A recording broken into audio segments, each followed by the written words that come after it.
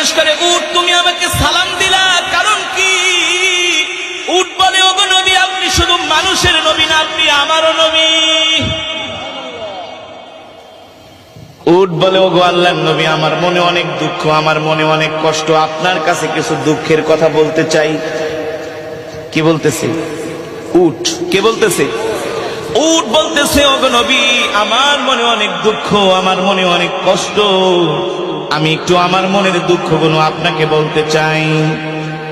আল্লাহর নবী উটকে ডাক দিছে, তাল, আসো আমার কাছে। উট আল্লাহর নবীর কাছে আসলেন। এসে উটের মুখটা আল্লাহর নবীর কানের কাছে নিয়ে মনের সব দুঃখগুলো বলতে লাগলেন। আর উটের চোখ দিয়া ঝরঝর করে পানি পড়তেছে। উট বলে, ওগো আল্লাহর নবী, দেখেন আমার বয়স হয়ে গেছে, আমি আগের মতো বোঝা বাইতে পারি না, আগের মতো আমি বোঝা বহন করতে পারি না। এই কারণে আমার মালিক আমাকে ঠিক মতো খাওয়া দাওয়া দেয় না, আমাকে খাবারে কষ্ট দেয়। শুধু এটাই না, আমার মালিক আমাকে জবাই করার জন্য দেখেন একটা ছুরি নিয়ে আসছে, একটু পরে আমার মালিক আমাকে জবাই করে দিবে।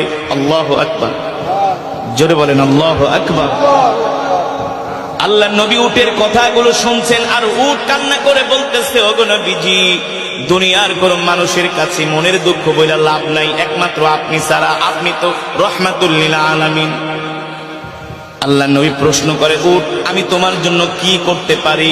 উট বলে, ওগো আল্লাহর নবী, আপনি আমাকে আমার মালিকের থেকে ক্রয় করে আপনি আমাকে আজাদ করে দেন, আমার মালিকের থেকে আপনি আমাকে কিনা নিয়ে আজাদ করে দেন, কারণ আমিও তো আপনার উম্মত।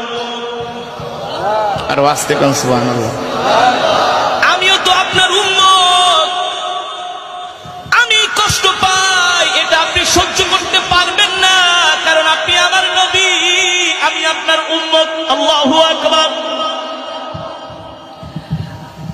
আল্লাহর নবী উটের কথাগুলো শুনে ডাক দিছে, ইয়া সাহেবাল মালিক, এ উটের মালিক কি, এদিকে আসো, এ উটের মালিক কে, এদিকে আসো। আল্লাহ নবী ডাক দিলেন, এ তুমি এই উটকে কষ্ট দাও কারণ কি? উটের মালিক বলে, উটকে আমি কষ্ট দেই, এটা আপনি আবার কিভাবে জানেন? সুবহানাল্লাহ।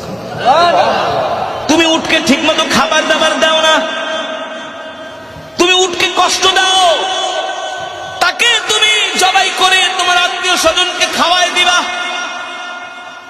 উটের মালিক বলে,